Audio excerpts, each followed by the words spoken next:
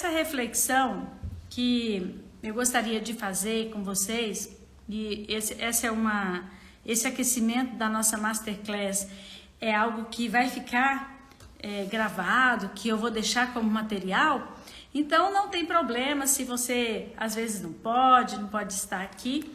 E eu quero começar hoje, eu escolhi para fazermos um aquecimento com a reflexão para a gente abrir a semana.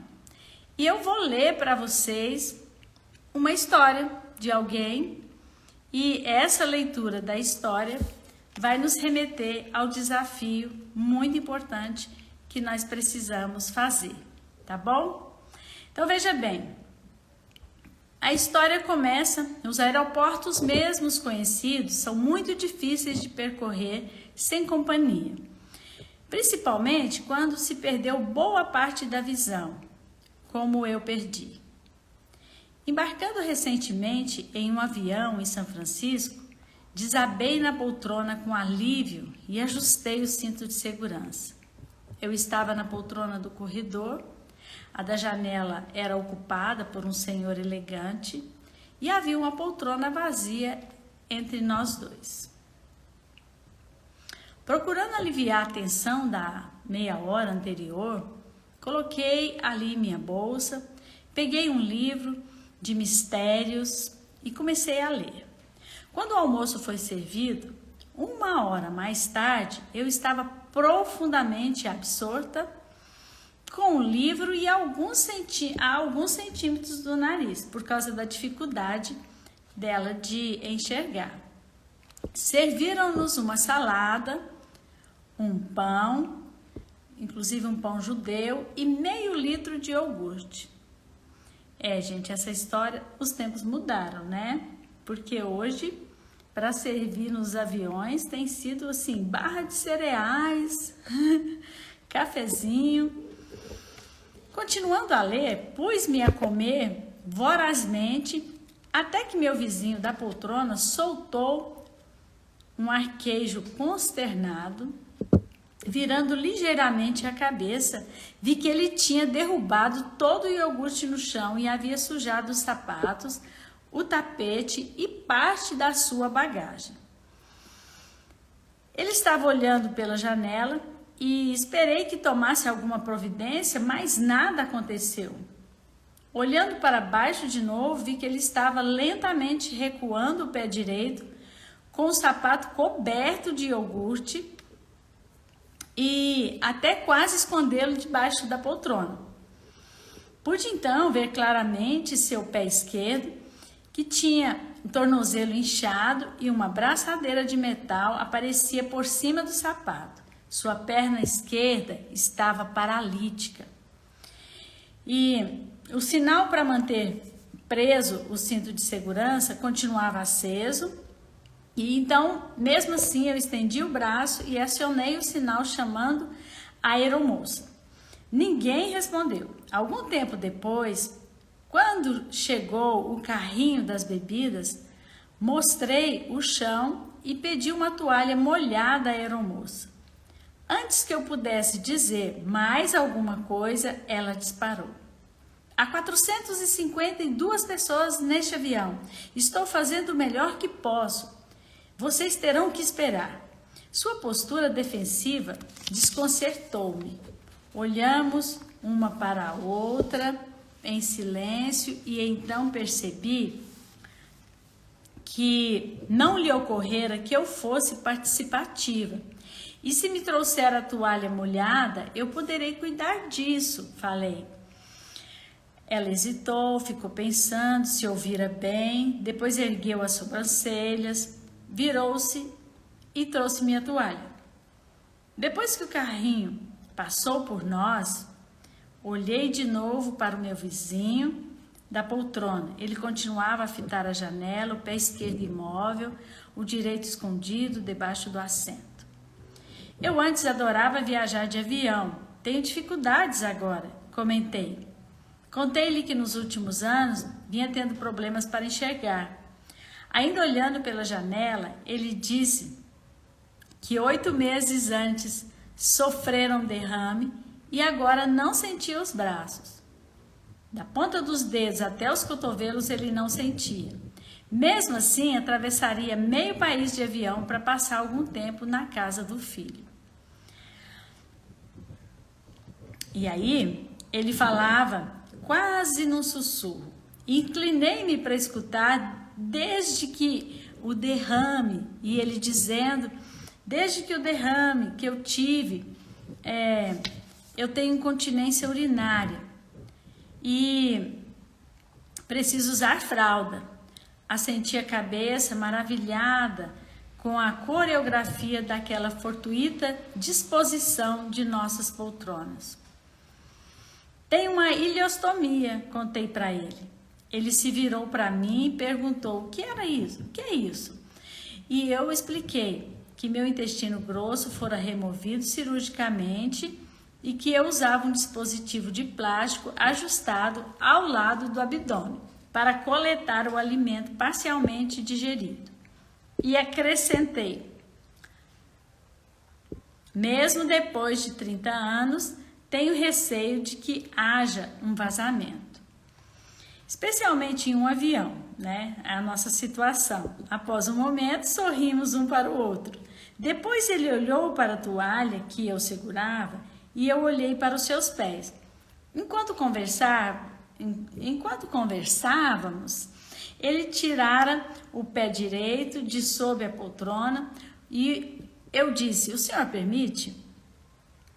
Perguntei gesticulando com a toalha. De joelhos comecei a limpar os seus sapatos. Enquanto eu fazia isso, ele se inclinou para a frente e comentou: eu tocava violino. Quando fui devolver a toalha, 2 comissárias de bordo agradeceram-me profusamente. Mais tarde, uma outra, que me serviu Coca-Cola, tornou a agradecer. Nada mais foi dito. Mas quando deixei o avião, o piloto estava em pé na saída. Sorri e fiz o aceno da cabeça, como sempre fazemos quando estamos saindo do avião. E ele me deteve.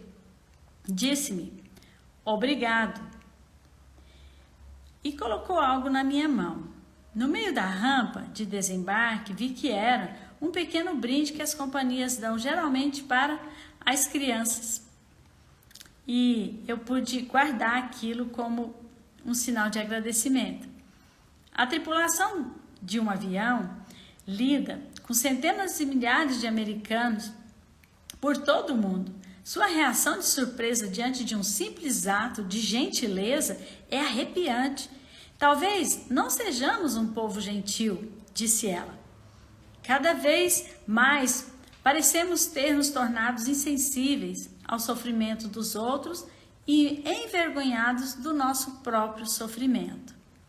No entanto, o sofrimento é uma das condições universais de se estar vivo. Todos nós sofremos. Todos nós nos tornamos terrivelmente vulneráveis. Não porque sofremos, mas porque nos separamos uns dos outros. Você já pensou nisso? Muitas vezes nós somos vulneráveis, não porque sofremos, mas porque nos tornamos distantes, separados uns dos outros. O sofrimento nos separa de muitas pessoas, da maioria das pessoas, nos separa dos nossos entes.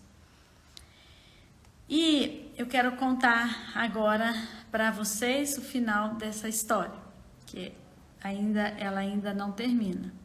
Aí ela diz: certa vez um paciente disse-me que tentara não dar atenção a seu próprio sofrimento e ao de outras pessoas porque desejava ser feliz.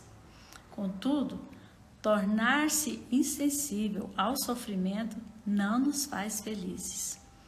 A parte de nós que sente o sofrimento é a mesma parte que sente a felicidade. E essa é a reflexão dessa noite. Nossa reflexão é para que nós possamos identificar qual é o seu sofrimento. O que é que tem te incomodado e que te faz sofrer? é uma doença, ela é incurável, ela é diferente e tal. Todos nós sofremos. Cada sofrimento, ele tem o seu peso. E para cada peso, uma medida. Então, o desafio da semana para vocês nota aí as perguntas, eu vou compartilhar isso com o grupo da Masterclass. E esse é o desafio da semana. Se nós queremos uma cura diária, nós precisamos, antes de qualquer coisa, nós precisamos estar prontos para reconhecer o nosso sofrimento. Então, a primeira pergunta seria: qual é o seu sofrimento? Você sabe o que te faz sofrer? De verdade? Porque quando nós podemos identificar o sofrimento, nós podemos mexer com esse sofrimento. E a segunda pergunta a respeito do seu sofrimento: que sentimento você tem em relação a ele? As pessoas, às vezes querem negar o sofrimento que estão sentindo. As pessoas, às vezes, têm vergonha do sofrimento que estão passando. Têm medo, têm ansiedade, têm inúmeros sentimentos confusos que perturbam o seu dia a dia. Então, é importante identificar que tipo de sofrimento você está passando. E, posteriormente, você identificar qual é o sentimento que você tem em relação ao sofrimento. E aí vem a terceira pergunta, que também é tarefinha para essa semana. Quem da sua relação, do seu meio, das pessoas que você conhece, passa por uma situação de sofrimento? Identifique aí. Tem alguém? Então, se você não identificou agora, possivelmente você possa fazer isso durante essa semana de aquecimento. E se você identificar essa pessoa, encontrar essa pessoa, a pergunta quarta e última: o que você pode fazer por essa pessoa? Se essa pessoa está sofrendo, ela também tem necessidades. E o que por mais simples que seja, o que você pode fazer com o sofrimento? Essa história está no livro Histórias que Curam. Eu amo esse livro porque são várias histórias e eu queria dizer aqui para você que o nosso processo de cura, ele começa quando a gente se dispõe a ajudar outra pessoa. Quando nós, além de reconhecermos os nossos sofrimentos, estamos dispostos a ajudar outra pessoa. Nós podemos fazer algo que seja ouvir, mas ajude alguém que esteja sofrendo. Reconheça seu sofrimento, reconheça o sentimento que você tem, ache alguém que esteja sofrendo, seja o que for, e faça alguma coisa. Mas eu não tenho como fazer, eu não tenho condições. Olha, as pessoas que sofrem, às vezes elas só querem ser ouvidas. Só querem ser ouvidas. E aquecimento da semana é para você identificar, anotou as perguntas aí? Identifica essa pessoa, faz algo por ela, para que você possa ser melhor. E assim a gente abre a semana, todos os dias às 21 horas, eu estarei aqui com vocês para fazermos nosso aquecimento da Masterclass. A Masterclass acontecerá nos dias 14 e 15 e se você não se inscreveu, clica no link da bio, faça a sua inscrição, porque vai ser mega, vai ser muito bom. E amanhã, antes dessa live que eu vou fazer de aquecimento, nós vamos ter uma live com o psicólogo Marcos Carvalho, que falará sobre saúde mental, que estará trabalhando sobre saúde mental e vai ser muito bacana. Então, convite para vocês estarem também nessa live, tá bom? Um grande beijo para todos vocês, uma excelente semana, que Deus abençoe a todos e que você possa identificar aquilo que está te incomodando. Um grande beijo.